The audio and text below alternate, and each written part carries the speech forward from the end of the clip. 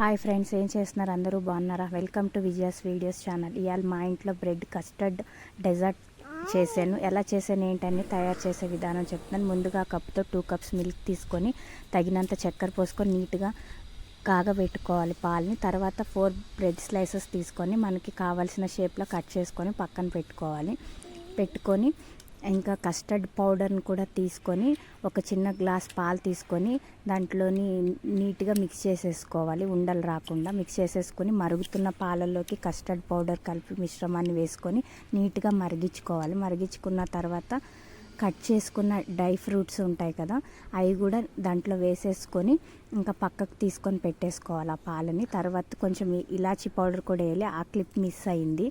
ఇంకా నెక్స్ట్ పెనం తీసుకొని నెయ్యి వేసుకొని తగినంత ఆ బ్రెడ్ స్లైసెస్ని నీట్గా రెడ్ కలర్లో వచ్చేలా కట్ చేసేసుకోవాలి. మాడనివ్వకూడదు, మీడియం ఫ్లేమ్లో పెట్టి ఇంకా నీట్గా అన్ని బ్రెడ్ స్లైసెస్ కాల్చేసుకొని పక్కన పెట్టేసుకొని మనం ముందుగా పక్కన మిశ్రమం పెట్టుంటాం కదా పాలు, అది కొంచెం గోరువెచ్చగా ఉన్నప్పుడు ఈ స్లైసెస్ని అందులో ఒక్కొక్కటిగా మనం వేసుకొని ఇంకా ఫ్రిడ్జ్లో పెట్టేసుకొని కూల్గా సర్వ్ చేసుకుంటే చాలా బాగుంటుంది. Thank you so much.